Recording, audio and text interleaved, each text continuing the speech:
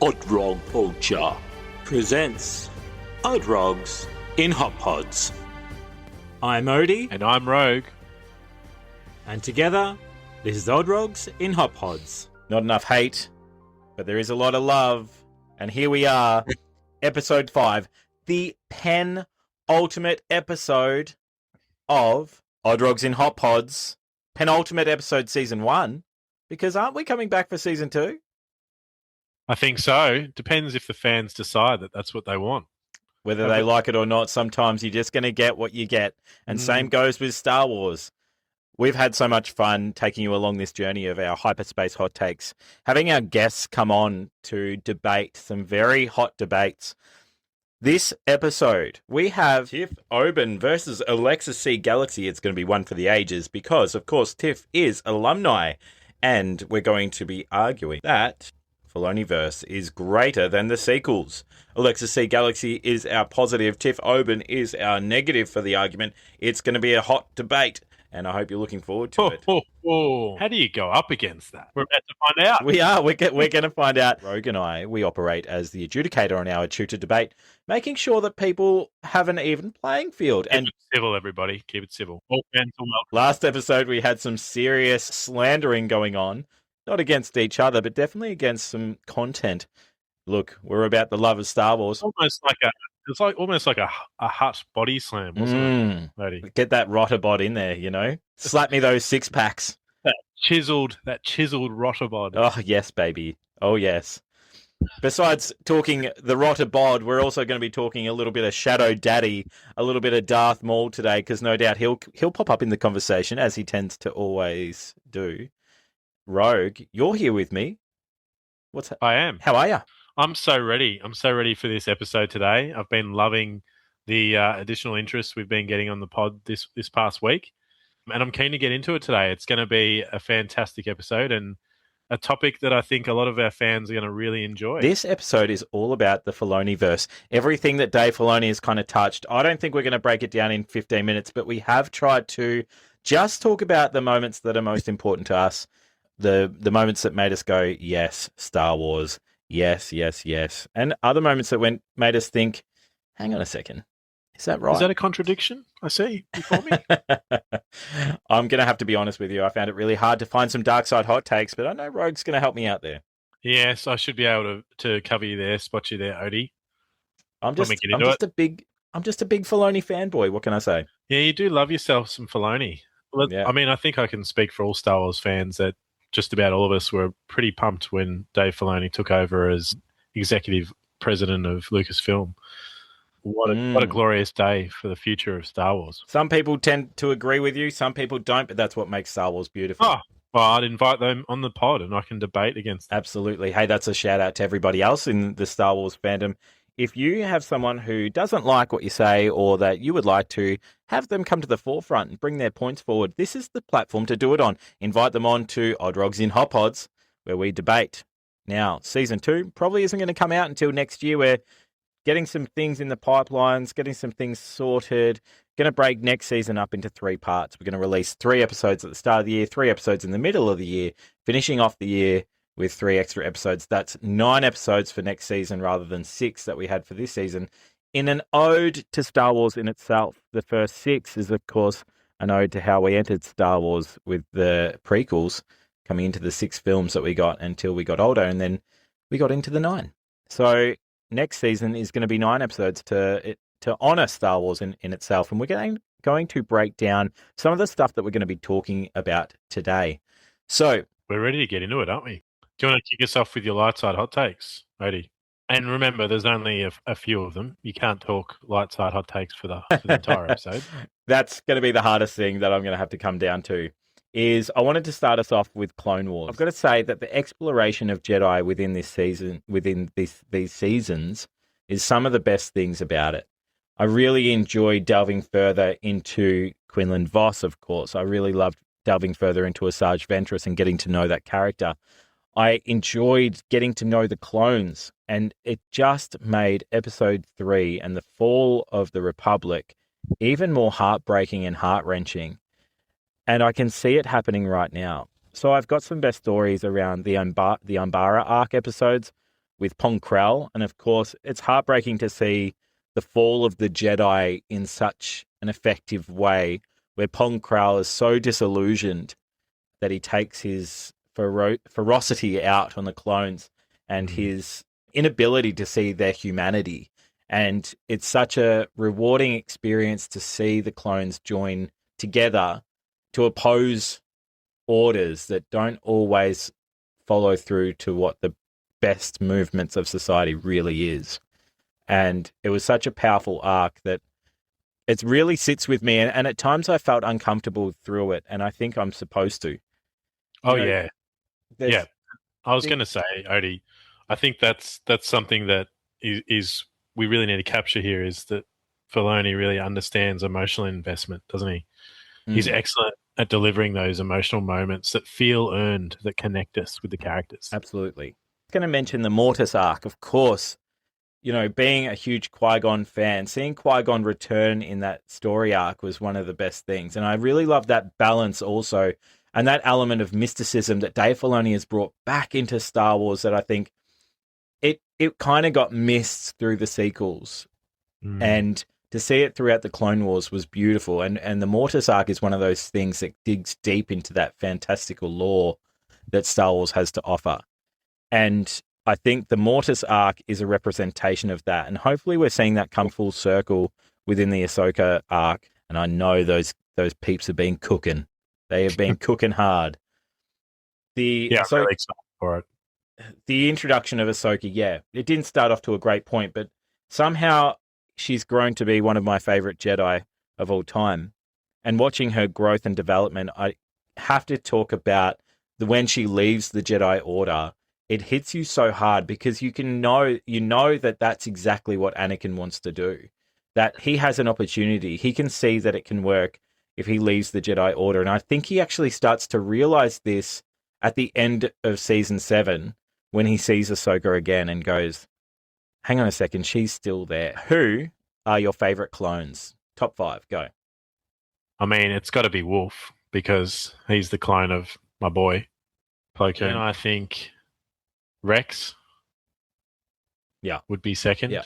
But I think Hunter for my third. I love the individuality of the Bad Batch. I'd probably follow it up with other Bad Batch characters. Were you going Wrecker or Crosshair or Echo or Tech? So Wolf, Rex, Hunter. I think Wrecker. And then probably Crosshair because he's got that turmoil within him. Wouldn't be in my top 5. How about you, Odie? Hauser, he's my number 1. That hairdo, what a guy. And I love in how his arc in the Bad Batch, you know, he sees what's wrong with it, and so he turns around and says, you know what, I'm not gonna support the Empire's reign here on Ryloth, and I'm coming back in, and stands up to Crosshair in those moments. Number 2, it's tricky, but I love Wrecker, but I also love Commander Bly, Ayla Secura's commander. So that's 1 would be Hauser, 2 would be Wrecker, 3 would be Bly, 4th would be Rex, and 5th, Fives. Yeah, and I'll get into it. It's because of the 5 story arc around realizing the wasn't overly appealing, and its problems. And I think that's a really important story of the Clone Wars, if not one of the main stories of the Clone Wars, especially coming into season 7 when you see the survival of Rex. And I think if you don't have the survival of Rex, do you have everything that happened in Rebels that involved Rex in those processes? Or was Rex just a filler? So I launched from my Hyperspace Hot-Takes, my light side, moments of the Filoni-verse into Rebels. And my God, I could list 1,000 of these bad boys. But you think about the introduction of the Inquisitors and seeing the menacing ways of them. You see the battle on Malachor with Maul and the reintroduction of Maul in his old man or old master Maul, you know, seeing the use of the holocrons working together to find Kenobi. And let's just bring the story to a close and watching Maul die from the form of Qui-Gon Jinn brought by Obi-Wan Kenobi.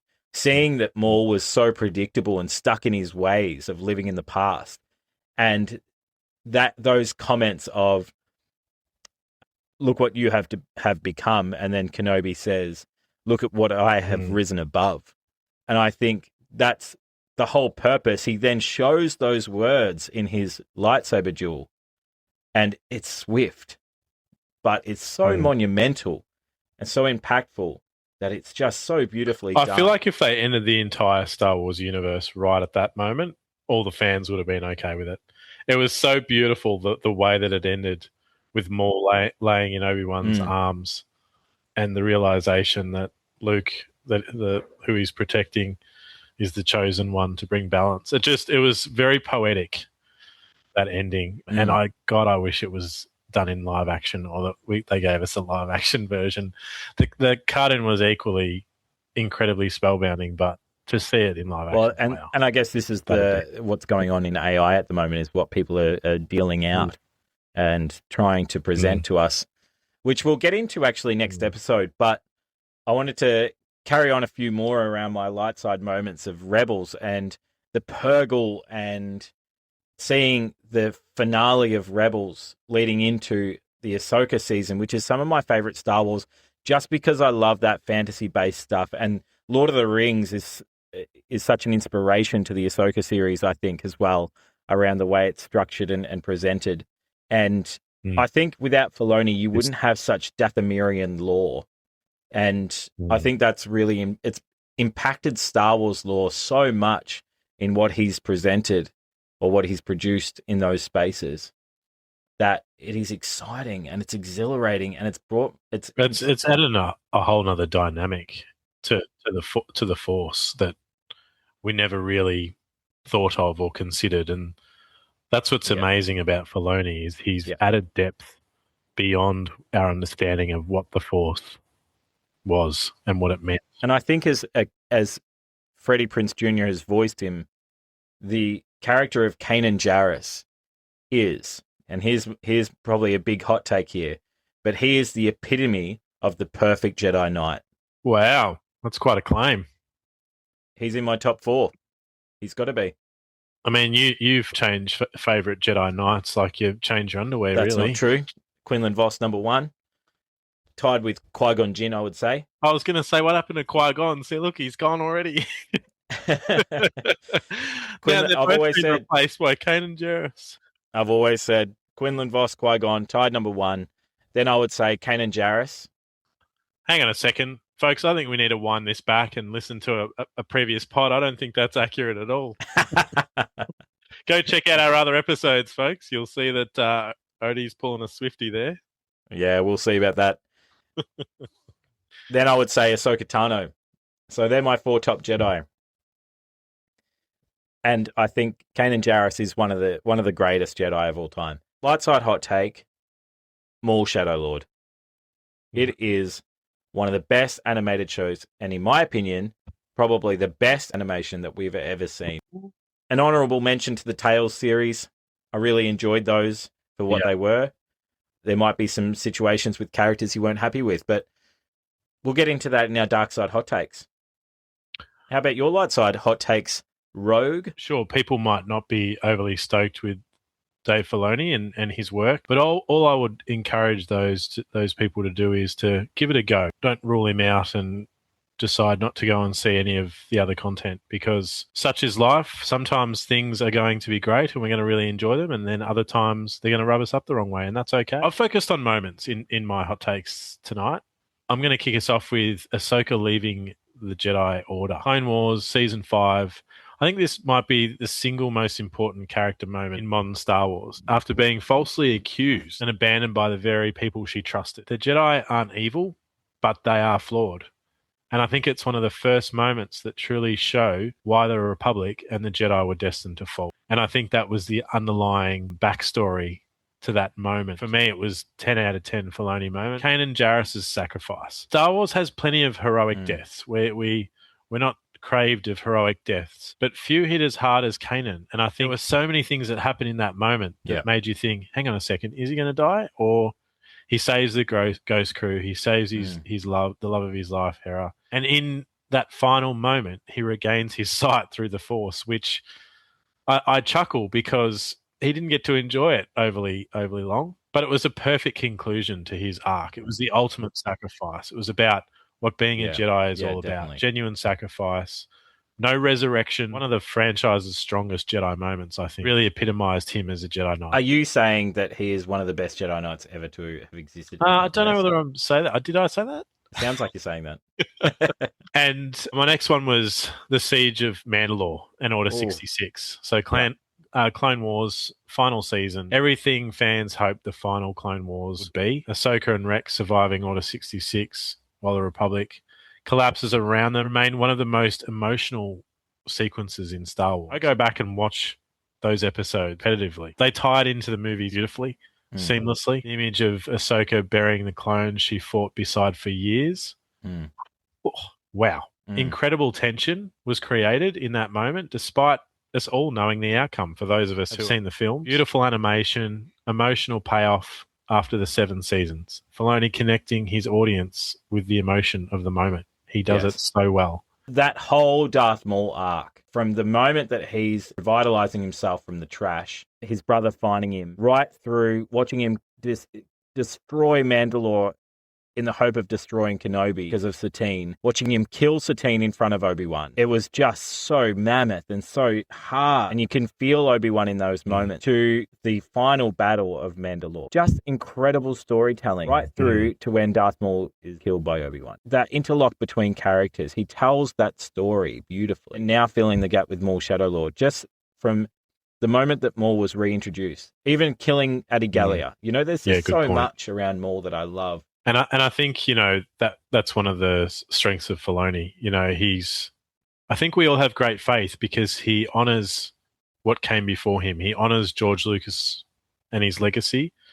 He was George Lucas's top apprentice, his top Padawan, and he honors that. He honors George's legacy and George's ideals like a son. Yes. Would his father. Yeah. And I think he understands the importance of those connections with the Star Wars lore, with the previous films. And yeah, we do need to talk about that. Hyperspace Hot-Takes not talking about the connection between Dave Filoni and George Lucas would be doing it a disservice. Luke Skywalker arrives. We've spoken about it. The Mandalorian Season 2 finale. I mean, the internet exploded. This could also double as a dark side hot take for me, only because they tease me with my favorite Jedi. You know, and Filoni, like you said, being a Plo Koon fan. Come on, man. Just let us see Plo Koon. Why couldn't they have come together? You know? I've got 2 X-Wings. Not as monumental a moving as 1 X-Wing. But Plo Koon died. Did he, though? Did he? You know, we've seen Darth Maul be cut in half. Did he die? I don't think so. We've seen Inquisitors have a lightsaber put straight through them. Did they die? I don't think so. A lone X-Wing arrives, 1 Jedi, green lightsaber. You know, viewers are watching Pete Luke Skywalker in action. A faithful portrayal of Luke. Perfect use of nostalgia. That honouring George Lucas and how he wrote Luke into the universe. He honoured that. He honoured it, and then he took it to another level. My final one, Ahsoka meeting Anakin again. Oh, yes. Crikey. Beautiful. So emotional, tugs on the heartstrings. Whether you loved the series or not, that sequence, and for those Filoni haters out there, that I would encourage you to go and watch that scene in Ahsoka. For the first time since Clone Wars, Anakin and Ahsoka confront their shared trauma. It's not fan service, it's character therapy. And watching it play out on the screen was like, hang on a second, am I actually seeing this? Are we finally getting this moment? I remember feeling the butterflies inside me. And just the sheer little boy excitement inside me going, oh my God, we're getting this moment. Closure for both characters, brilliant performance by Hayden Christensen, one of the strongest scenes, I think, in the Ahsoka series. In all of Star Wars, I'm saying. Yeah, I would agree with you. We can't go through this, though, also, and there's so much for me. There's so much good stuff for me to talk about.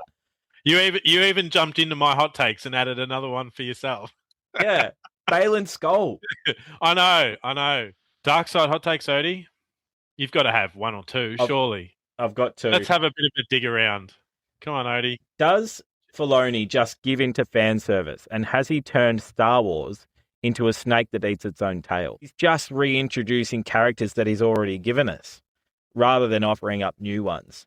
So is he just feeding into fan service consistently over and over and over again that we keep bringing it back into itself?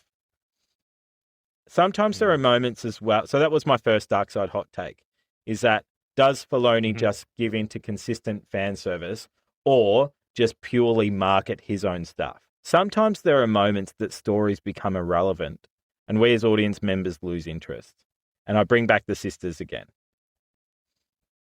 It almost lost me in that last season to watch that pacing change of going from the Bad Batch into that story arc of Ahsoka.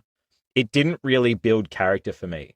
And when it comes to Rebels, there are some slow episodes, but in Rebels, there's callback to those slow episodes. It builds character relationships.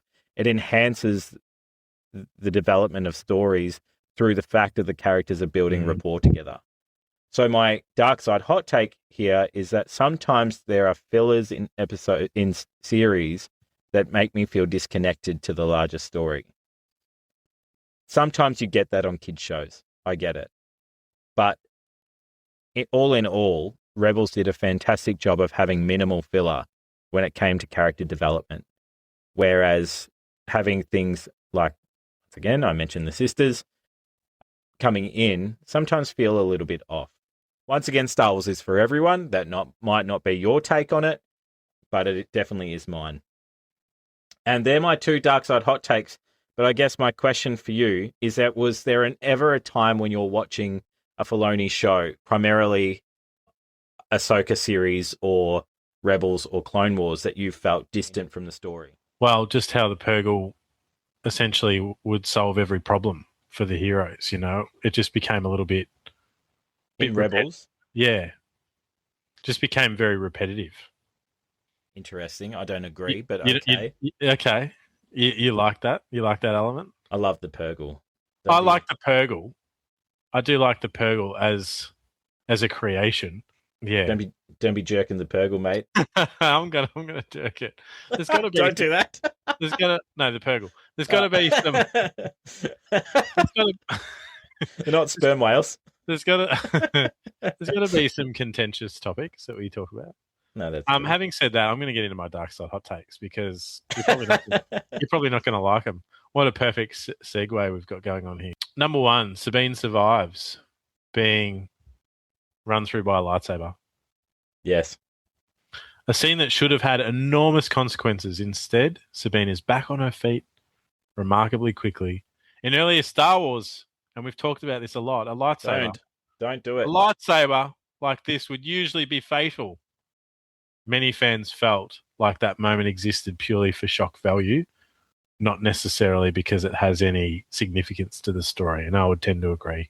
Yes, but Qui-Gon could have survived. My second one, yep, and this is going to be contentious, and you're not going to like this, but that the world between worlds saves Ahsoka. But Ezra saves Ahsoka. Yeah, but does it? Does he? Her sacrifice should have remained fine. And again, this is probably the one element of the Filoni-verse I don't agree with, is he loves to bring back characters after he's killed them. We did talk about that, yeah.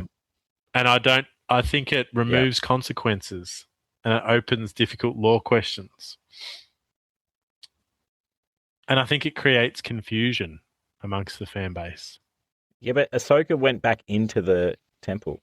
Yeah, I understand. I understand that. But it's still a dark side hot take.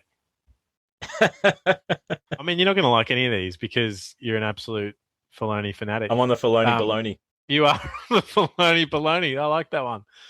Marek's entire existence. Mystery box without a reward. Disappointing. I'm really disappointed. Yeah, well, here's the thing, though. Marek, and you, Dave Filoni. Maul Shadow Lord. Creation. Marek is aura farming, left, right, and center. He's dangerous. He's dangerous. Offline Spybot. Rest in peace, Spybot. Maybe this is what our debate next episode needs to be on. The Filoni-verse in these moments. Go on. Also in Ahsoka, So for a series I really loved, I've sure got a lot of negative things to say about it. The New Republic ignoring everything. Imperial remnants were everywhere. Warnings from Ahsoka. Warnings from Hera. At times, the New Republic came across as unbelievably incompetent purely because the plot required it to be so. But was that Favreau that fixed Filoni's mistakes? Oh, Oh, I know it's getting spicy up in here. I know a lot of people have no time for Favreau and all the time for Filoni and vice versa. But maybe Favreau's finally come to the table. He's not playing, boys. He is not playing. And some honourable dark side mentions. Dishonourable. Yeah. And I think you're going to agree with this one. And I'm actually surprised you missed it. Go on. I reckon you're going to be like, Cad Bane's underwhelming death. No, he's not dead. He's not really dead. You talk about Dave Filoni bringing back dead guys. He's the one. He's the one. Actually, you know what? Probably. I hope so. Because otherwise, right now, it's going to stay. And also, what's bad? What's underwhelming about being gunned down by Boba Fett? Well, if that isn't the Quacta calling the Stiffling slimy. That's my Cad Bane. Yeah, I liked it. Yeah, I thought you did. I could see it in your face. Yeah. For the viewers out there, you could see the proud brother moment. There it was. How do you know? I had my Mandalorian helmet on. And my boy, Moff Gideon. That's a callback to another episode, folks, just in case you're wondering. Moff Gideon somehow having another secret base. I got a secret base. My secret base. Is it? That's a Favreau. I think you're just trying to throw Favreau into the fire tonight, aren't you? It's because I'm on the Filoni-Baloney. Throwing Favreau into the fire and dancing around with your Filoni-Baloney. And that wraps up my dark side hot takes. We've got our Echoota debate. Oh, this is going to be good. This is our last Echoota debate where we feature somebody else on the episode coming in to do the debate. This is our final one. No, it's huge. Next episode, it's a doozy because it's Rogue. We're really going to subject you guys to that. Rogue versus Odie. And we're talking fan film versus Disney. The blasters content. will be out. The incinerators will be out. I'm bringing back the Darksaber. Let's get into it. Echoota. And welcome to our Echoota episode 5, our last official fandom debate where we welcome Tiff Oben and Alexa C. Galaxy to battle it out, where the Filoni-verse is greater than the sequel trilogy. As always, you'll be marked out of Star Wars lore, evidence provided, and delivery of your point. 15 marks per round, equating to 3 rounds, which will give you 45 marks. We welcome to the positive side of the debate Alexa C. Galaxy. Lexi is a powerhouse to the female community of Star Wars and offers more than just the love of the galaxy far, far away. She is an avid gamer, Nightwing fanatic, Dick Grayson fan from the DC Comics, of course. Gets into junk journals, collecting lightsabers, wears the hell out of a Miles Morales Spidey costume, and is constantly providing quality content that is positive and purposeful. If you aren't following her yet, I'm sure you will soon. Hi, I'm Alexis. I auditioned for American Idol. That was something I did when I was 16. It was a dream that I had. So my mom said, when you turn 16, you can go. So I went. And I made it to the second round, and then I was cut by a producer. So it's okay. But it's fine. I did what I wanted to do. Secondly, I love to game. If I'm not watching Star Wars, I'm gaming. Doesn't have to be a Star Wars related game. Cozy gamer, fighting games. And then thirdly, I work 2 jobs and I'm getting my master's at the same time. So I go on 0 sleep. I go on a lot of caffeine, a lot of coffee. I'm really excited about this one today, Odie. Joining us once again is a familiar face to our Odrog in Hotpods community. You probably know her from @tiff.oben, her Instagram handle, a Star Wars creator, collector, cosplayer, member of the UK's 501st, and one of the fandom's biggest champions. Tiff first joined us on episode 3, where she took on Alderaan Baby in our Echoota debate. If you haven't listened to that episode, make sure you go on over and check it out. Tiff, welcome back. It's so good to have you back. Thank you. It's lovely to be here. Excited. Now, before we jump into everything today, I wanted to ask you a little bit more about your lightsaber combat group. And Okay. Can you tell us a little bit about it? What's, say, the biggest surprise that you found by joining the group? And tell me, is lightsaber combat a lot tougher than it looks on screen? It is when the biggest surprise is that you don't know your left from right, and which is my problem when, I find it really tough and they're like, left, hit the left. And I'm like, my left, your left? I don't know. But yeah, I really struggle with that. I'm really good at learning choreography because I was a dancer for the whole of my life. But yeah, if you're just shouting instructions and that depend on hitting left and right, I haven't got a hope. But it's the Saber Guild. It's an international organization. It's Lucasfilm recognized. There's very specific rules for costumes, and you have to sort of put it forward exactly the same as the 501st. And then we go to lots of cons and we do lightsaber training for adults and children, which is really good fun. Just end up talking about Star Wars all day long, which is amazing. So that's what we do, yeah. And I'm a Sith. I don't know if I've probably Sounds really great. That sounds really great, Tiff, and thanks for sharing. Good luck for the debate today. Okay. Without further ado, Lexi, please take us away. My first point is that Dave Filoni was handpicked by George Lucas himself to continue being the successor of Star Wars. When they came in with the Clone Wars, George Lucas was looking for someone that was well-versed in animation because George wanted to start on this animated journey. He picked out Dave Filoni after seeing what he did on Avatar: The Last Airbender and the amazing storytelling that he was showing with some of the directing of those episodes. So he pulled Dave and they came in and they created the Clone Wars together.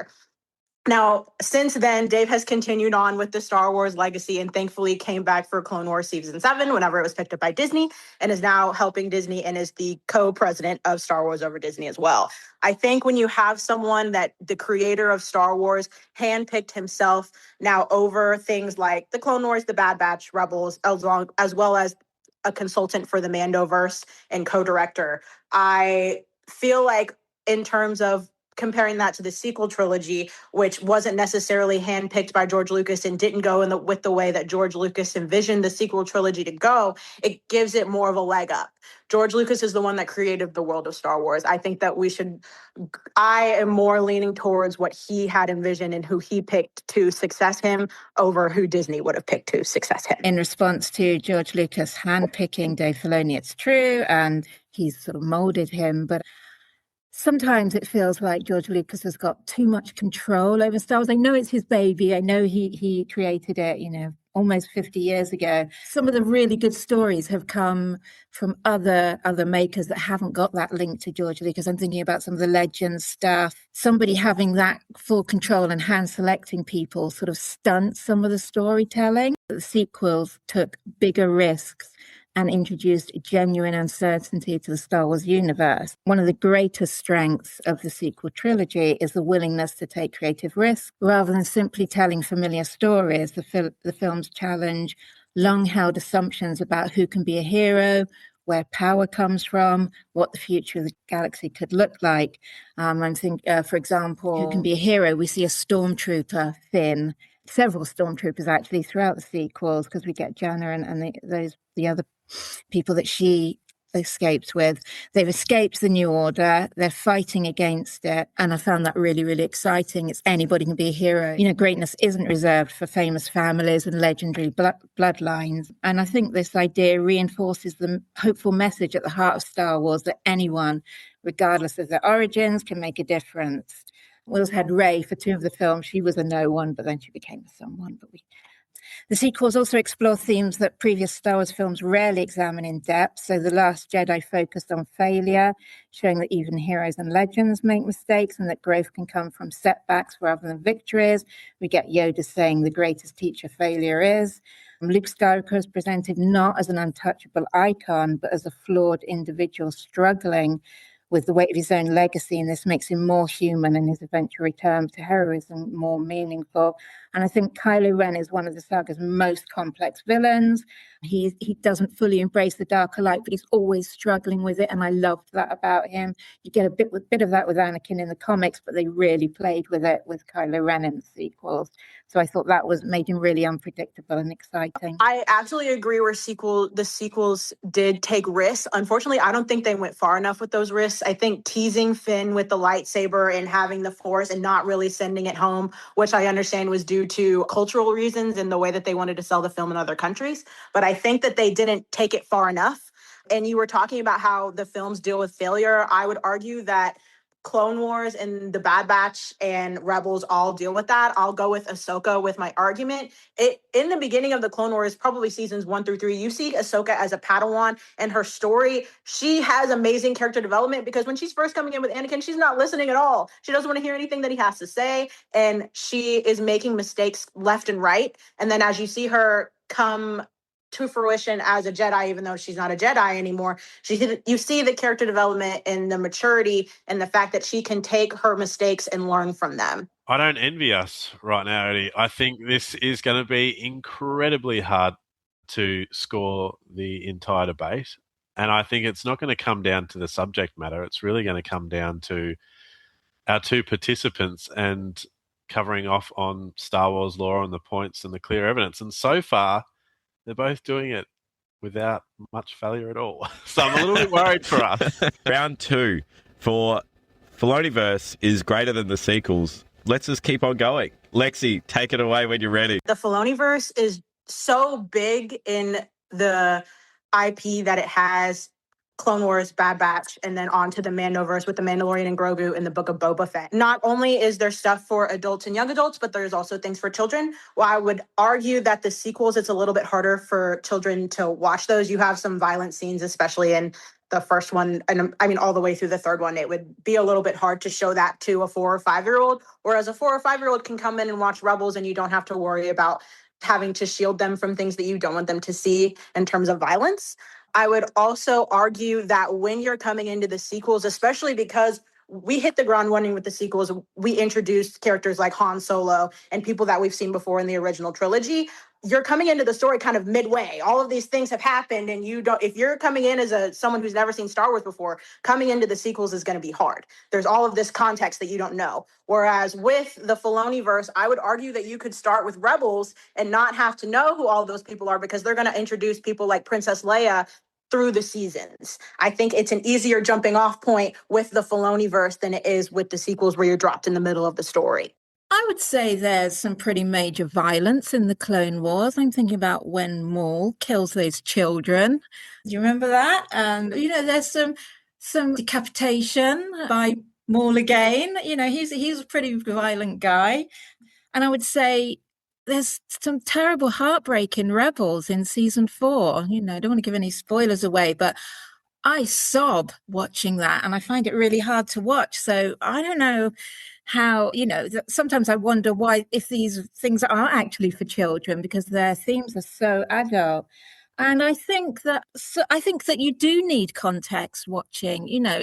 When you start watching Clone Wars, I found it quite hard the first time, because you don't know who these people are. These clones with Yoda on Felucia, and it takes quite a while to get in, and it's not till you get to the end, and then you're like, oh, I love these people, and you go back to the beginning again. So, you need context, and with the Bad Batch as well, you need some context. Who are these clones suddenly coming along? The sequels deliver strong cinematic experiences.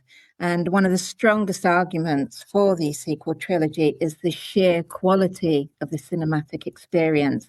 These films were designed as major theatrical events on the biggest screens you can find, and they constantly deliver some of the most visually stunning moments in the entire Star Wars saga.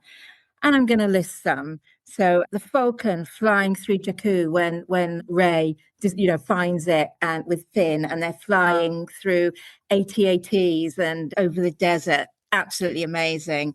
The Holdo maneuver. It was a stunning moment in the Last Jedi. Almost not really, almost as stunning as the seismic charge.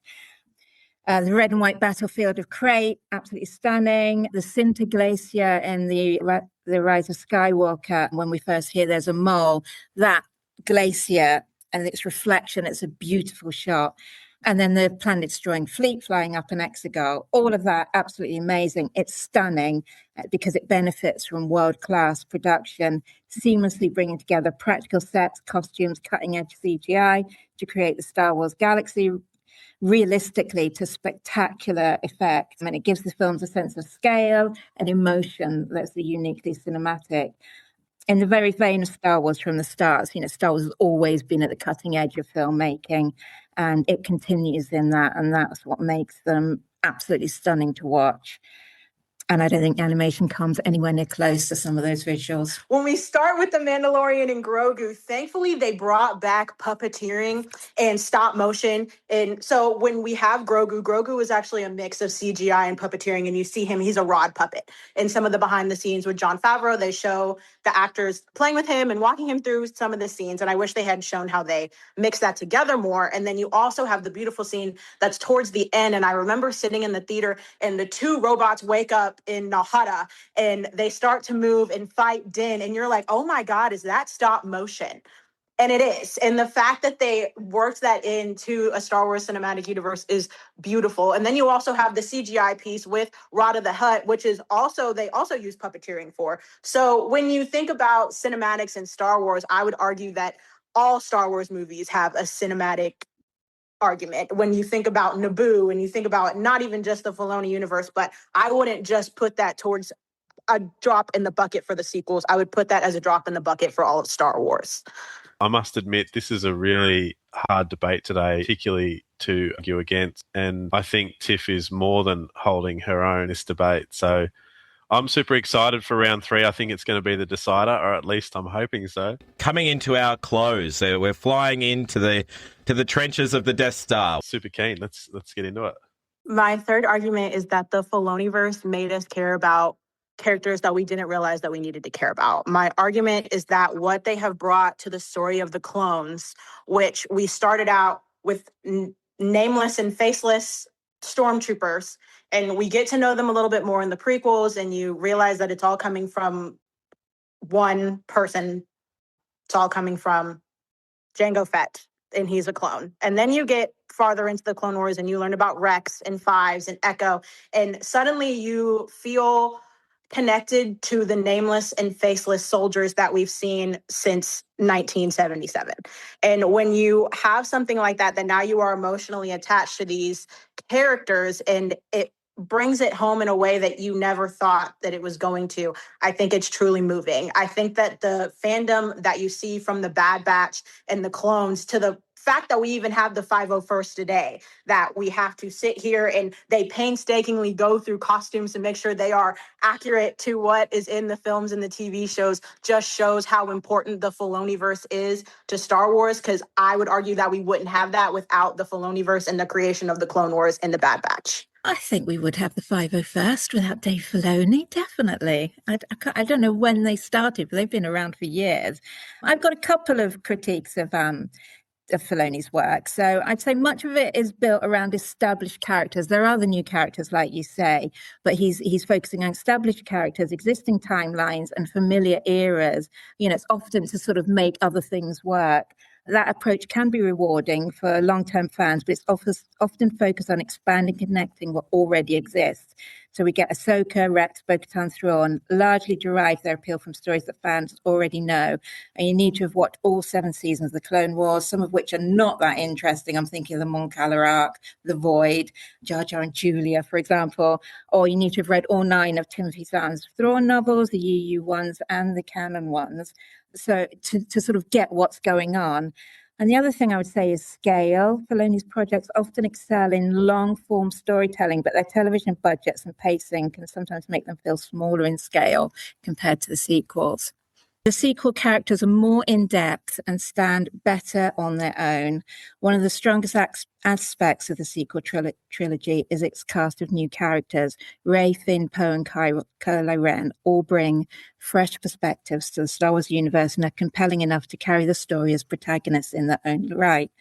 Rey embodies hope, determination, and self-discovery. Finn provides one of the saga's most unique character concepts, a stormtrooper who breaks free from the system that created him, and Poe brings charisma and leadership, growing from a reckless pilot into a responsible commander. Kylo Ren stands out as one of the franchise's most layered characters, torn between light and dark throughout the trilogy. And what makes the characters particularly effective is that their journeys are emotionally relatable. They struggle with identity, belonging, failure, expectation, redemption, and these are all universal themes that resonate with modern audiences. And one of the things that makes it so good is they are phenomenal actors. Oscar Isaac, John Boyega, Daisy Ridley, Adam Driver, all brilliant actors, able to act as other characters. A lot of actors today actors themselves in different situations, but they're brilliant. Oh, Naomi Aki as well, absolutely fantastic. So live action sustained storytelling allows actors to deep dive into their roles, bringing greater depth, believability, familiarity, and emotional connection than a voice actor is able to, I would say. Disney wasn't ready to take the type of risk that they needed to take. And I honestly think that can tie in with the character development of Finn and Rey. At the end of the day, bringing back Rey is now a Palpatine, and then at the end she takes on the name of Skywalker, I think really stunts the character growth. I think that the character could have been a new character, and we could have had groundbreaking expulsion forward in Star Wars had they not looped her character back around to something that had already been existing since the prequel movies and the original movies. And then back to Finn, again, I really think that they stunted his character. They should have shown more of him learning to use the Force and becoming a Jedi, because the story of coming from a stormtrooper to becoming a Jedi would have been beautiful. And again, something that would have been groundbreaking for Star Wars, but Disney wasn't I'm fearful enough to take the jump and take the chance. And I think that really stunted them with their storytelling at the end of the day. I think that's something that most Star Wars fans would agree that we should have seen Finn become a Jedi. As John Boyega has said, you put the lightsaber in my hand, you know that it's something's gonna happen. He's like, you didn't just put me on the poster with the lightsaber in my hand and tell me that I don't have the Force? Are you kidding? This has been a huge debate. This has been probably the hardest debate to mark, I feel, that we've ever had to mark. In my eyes, you're both serious winners here, because that's a really tough debate and very, as I said earlier, enjoyable to listen to. I'm not the biggest sequel fan, and I've talked about that in our previous episode, but I had to really kind of stand outside of that perspective. So for me, unfortunately, I'm going to do this to Rogue, but you both scored 43 out of 45 for me. We have to have a winner. So it's up to Rogue now and his points to basically set someone free here. It's about time you return serve, I think, given our recent episodes, Odie. I think this was one of the closest Honor the Gore battles that we've ever had, if not the closest. I don't think neither competitor made any significant factual errors. Both effectively challenged each other's position throughout the 3 rounds. And in the end, for me, only a single point separated them. Both competitors produced excellent rebuttals throughout the debate. So this was a genuine photo finish for me. Lexi arguably held a slight edge in Star Wars lore, drawing on Filoni's relationship with George Lucas. Echoota rewards not only knowledge, but also the ability to deliver persuasive arguments supported by clear evidence. So Tiff consistently answered the questions more directly, kept her arguments tightly focused on why the sequel trilogy stand on its own merits. I actually scored Tiff 44 out of 45 and Lexi 43 out of 45. Congratulations. Tiff did amazing. She was prepared. I could see that she had notes to back herself up. Unfortunately, I didn't have that. I didn't have the research besides the knowledge that I have because I love Star Wars. So I think if I would have brought that to the table, I definitely think it would have been even more neck and neck. I was amazed and impressed by your ability not to have notes and to just come up with the arguments. I thought that was far more impressive. No, you the evidence you had, I felt like I was listening to a college thesis. You got it. You deserve this win. Seriously. You got this. That was an argument I did not want to win. I stand by all my points that I made, but I love Dave Filoni's Star Wars better than I love the sequels. I really admired your ability to debate something that you believe so strongly against and then do it so well. Thank you so much for your time once again. I will create an Instagram post. I'll put up little snippets from our debate today, and I will release a poll where people can go on and vote for who they think should have won the Echoota debate. Yeah, and I just following on from what Odie said, I really don't want to take anything away from Lexi from this debate, because you're one of our strongest people that we've had on the debate before. So I do want to credit that, and we'd love to have you back on the show again if you'd like to come back on. Yeah, thank you so much. I would love Thank you. to. I totally expected you to win. I did not expect to win that whatsoever. And I love being here. I love that you asked me again. It was like the greatest compliment I've ever had, I think, to be asked back, and because of my Star Wars knowledge. Amazing. You're kidding. You're now the coolest person I know. Once again, like this has been really fun and really enjoyable to share with you guys today. And thanks once again.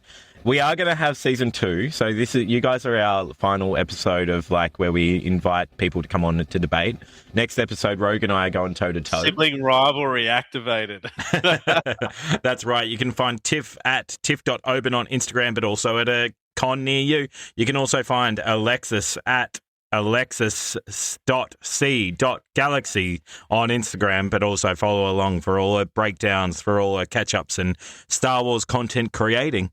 We love it. Now it's time for Honor the Gore.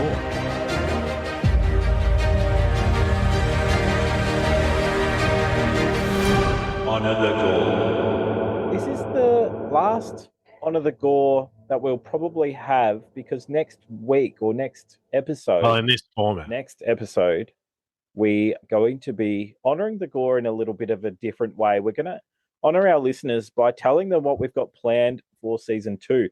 Where this week it is run-of-the-mill, Honor the Gore. In its absolute classic and finest form. And we've got 2 questions to come up today.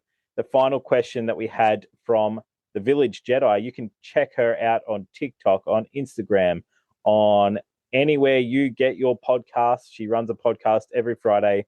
She's great. She has some great opinions about Star Wars, and she's happy to share them.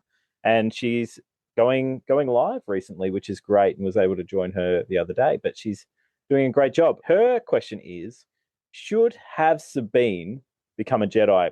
No, but I understand why Filoni did it.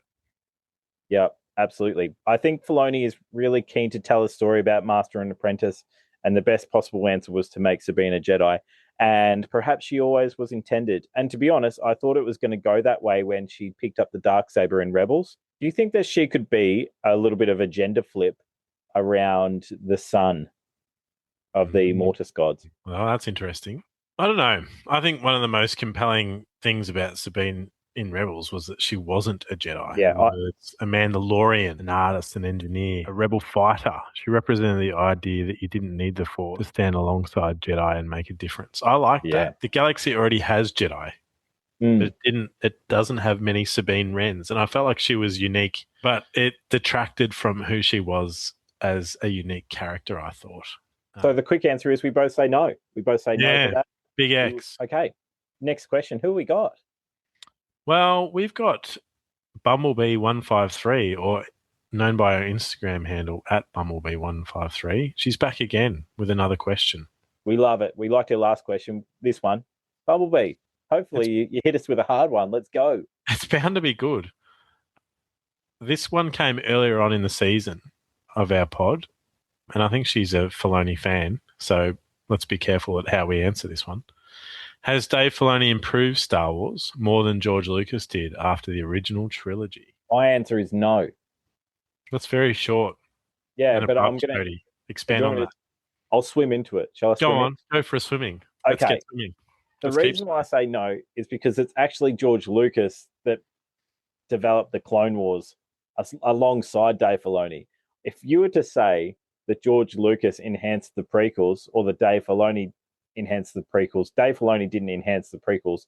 George Lucas enhanced the prequels because they were his ideas ran within the writing room, that everything was passed through George and everything came about they were his ideas.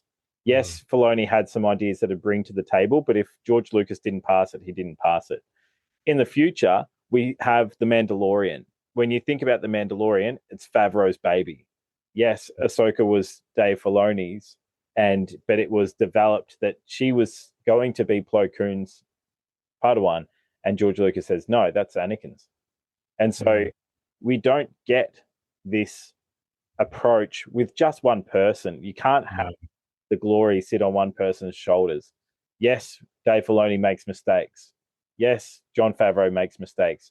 Hell, yes, George Lucas has clearly made some errors according to a lot of the fandom out there.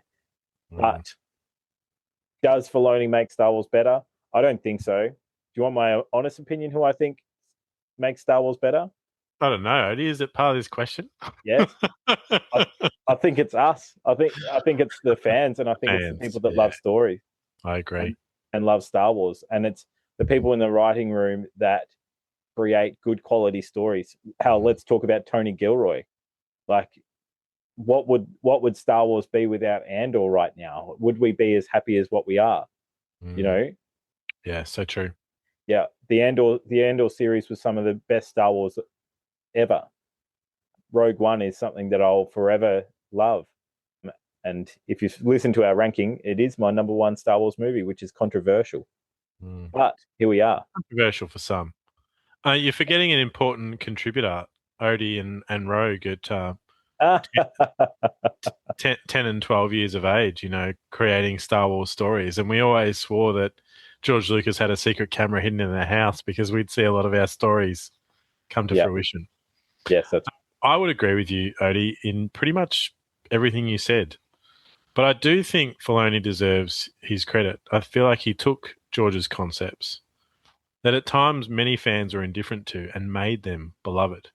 I feel like Anakin Skywalker became a far richer character through the Clone Wars. And Ahsoka went from arguably, I don't know if you remember this, but she was pretty disliked originally as a new Star Wars character. And he took to one of the most popular characters, probably in the entire franchise. And he turned clone troopers from faceless soldiers into individuals that genuinely, as fans, we cared about. So I feel like George definitely built the galaxy. He's the godfather. And Filoni is, I don't want to say Luca Brasi because that's savage, but he's almost the new godfather, really, isn't he? He's Michael. He's the student. He's Michael. And Filoni gave Star Wars a lot of soul. He filled it out. And so I agree with you, no, but he's the closest anyone has come. Here's this then, a little bit off topic, but on topic. There's a lot of people out there that say Dave Filoni has ruined Star Wars. No. Can't be. You and I are of the same opinion about that, but there's some people saying that he's money hungry and it's Filoni slop. All I would ask all I would say to those fans is if Dave Filoni hadn't taken the helm or hadn't been involved in the creativity of Star Wars, what is the inverse of what we would have got? Because fans don't have to look very hard or very far. Like, there's a lot of hate around stuff that Kathleen Kennedy produced. We could have had a lot worse. So just be grateful for the fact that Dave Filoni nailed a hell of a lot. Sure, there's pros and cons, just like there's pros and cons to George. But at the end of the day, the material that we've gotten, the content that we've gotten is aligned with George Lucas in his vision. I mean, what more could you want? It's about honouring the legacy that came before you. Beautifully said. And I think that about wraps up our penultimate Honour the Gore, if not our final Honour the Gore. Thank you so much, Rogue, for coming along for this episode. We've had a blast. We've talked as much as we could about the Filoni-verse. We've got our big debate, and thank you. Congratulations to the winner. I would have to say that some of the Star Wars that we're seeing right now is peak Star Wars. Maul, Shadow Lord, Andor. It's very exciting. Yeah, it's very exciting to be a fan. And I cannot wait for Ahsoka season 2. I'm so pumped about that mystical lore that's being built right now around Ahsoka and bringing back the Mortis arc and everything else around that. I'm excited for the further character exploration that we'll see. Super excited. It's great to be a Star Wars fan at the moment, isn't it? It's been a jam-packed episode, this one, and I can't wait for our fans to hear it. And definitely chime in. Tell us what you think. Where can you find us? You can find us on Instagram at Odrog_culture. But you can also find us on YouTube. We've joined YouTube. Oh! You can find us at Odrog_culture. And we are on Facebook. So if you're a Facebook fan, you want to follow us along there, follow us along. We're going to add some shorts on there. I've put up some old ones that we've had on Instagram, but it's so good to branch out to something new. This page is going to be used a lot with what we have planned post our final episode of this season. We're super excited to share it with you. We're going to post some other Star Wars comments and things on there and just share some opinions of our own on there. And it's basically the one-stop shop of the Odrog brothers Facebook opinions. We'll market it how it is, whether it's Odie or whether it's Rogue saying what we're saying. But look, if you want to follow along, if you love Star Wars, please, Facebook, YouTube, we've just cracked open on that space. So watch along. We're going to release some serious content on our YouTube as well, where we're going to have some interviews, maybe some unedited episode reviews that we've done in this season as well. We might chuck some videos up there for you guys to check out. So please make sure you follow along. But in saying that, you could almost email us as well. You can always email us as well. Rogue, what's our email address? Oh, please. odrog.culture@gmail.com. Along. We can't wait for you to be involved. And that's what really this podcast is all about. It's all about, obviously, Star Wars and you, the fans. So don't be shy. Send us an email. Send us an Instagram message. Jump on our Facebook. Give us a follow. We'd love to engage with you and we'd love to hear from you. And Odie, that just about wraps us up for this episode. May the Force be with you. May the Force be with you.